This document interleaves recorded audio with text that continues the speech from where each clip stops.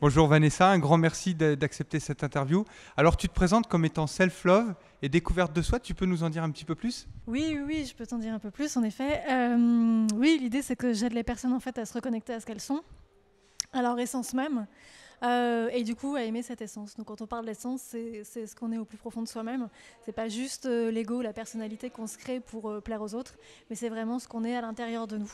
Donc t'encourages en gros les gens, enfin les personnes qui te consultent, à faire la clarté sur eux pour savoir qui ils sont, vierges de toute influence extérieure, vierges de la société, de l'ego, de ce mélange en quelque sorte, qui fait qu'au bout d'un moment on en arrive, on fait les choses mais on ne sait plus pourquoi on les fait, c'est ça ?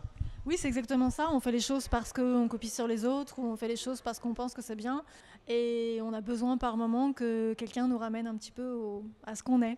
Au final, mon idée, c'est quand même d'apprendre aux gens à le faire eux-mêmes, à aller être capable de se recentrer en fait, et d'aller chercher à l'intérieur, justement, de ce trésor intérieur, de ce diamant brut, souvent dont les personnes n'ont pas conscience, d'enlever un petit peu toutes les poussières, les couches de poussière et autres que rajoute l'ego, la personnalité. Et l'idée, c'est de déconstruire un peu tout ça pour aller chercher le diamant brut à l'intérieur. Une belle image que ce diamant. Alors j'entends bien, mais j'ai beaucoup de personnes qui me disent ok Jérôme, j'ai compris, mais ça va pas parce que mes parents vont pas être d'accord, ou mon conjoint ou ma conjointe ne va pas être d'accord, ou ils vont me dire que c'est pas possible. Comment que tu fais pour justement que ces gens créent un environnement qui va peut-être être plus positif, plus porteur, plutôt que de les saboter ? Déjà, ce que j'essaie de leur faire comprendre, c'est que non pas que la vie des autres n'ait pas d'importance, mais en tout cas, il ne faut pas forcément se laisser influencer. Il ne faut pas non plus se laisser, happer par les peurs des autres. C'est-à-dire que souvent, quand les gens, notre entourage, nous disent oui, mais est-ce que tu penses vraiment que c'est une bonne idée de faire ça, de quitter ton boulot, de créer ta boîte, de faire ce genre de choses, c'est souvent leur propre peur qu'ils projettent. Et l'idée, c'est que les gens que j'accompagne, je leur dis bien qu'ils ne doivent pas récupérer ces peurs pour eux. En fait, quand ils récupèrent une chose comme ça, c'est de se dire est-ce que ça m'appartient cette peur ou pas ? Si ça ne m'appartient pas, déjà, je mets de la distance. Et après, l'idée, c'est vrai que c'est important en fait de s'entourer des bonnes personnes pour avoir les bonnes vibrations, la bonne énergie. Et justement, quand on a ces personnes-là, et c'est vrai que souvent ça vient de la famille, des amis, parce qu'ils ont peur pour nous et c'est légitime, mais de s'entourer justement de personnes qui vont vibrer comme nous, qui vont avoir cette même envie de faire les choses autrement, de faire les choses différemment. Et pour ça, c'est très bien justement d'aller dans des séminaires, d'aller dans des networking, de rencontrer d'autres personnes pour se constituer finalement moi ce que j'appelle l'équipe de soutien.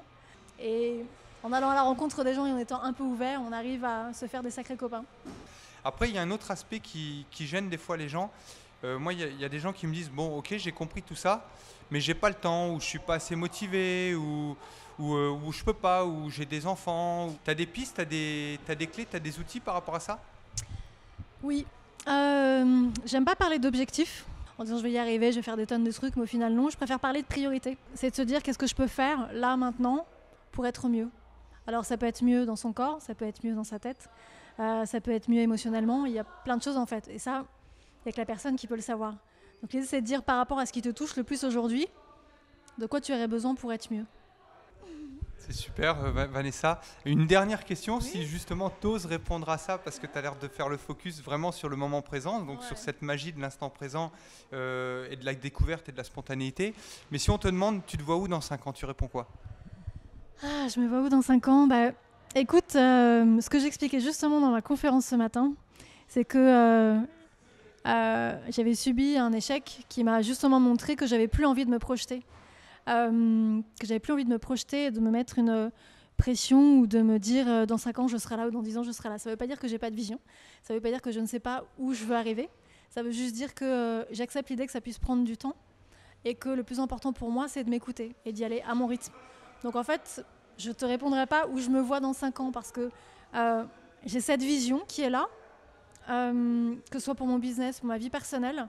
Et j'essaye de faire les choses un pas à la fois et d'y arriver au fur et à mesure et de me dire que les choses vont se mettre en place jour après jour. Super, merci Vanessa. Oui, je vais résumer quand même en 2 mots. En quelque sorte, Vanessa a un cap, elle a une mission, elle a un objectif, mais c'est la vie qui va décider du délai. C'est ça Vanessa ? Ouais, on va c'est dire la ça vie comme qui ça, va on va décider dire que du moi délai. je fais les choses que j'ai à faire et que l'univers m'aidera à faire le reste. Merci voilà. Vanessa, merci beaucoup. Je t'en prie.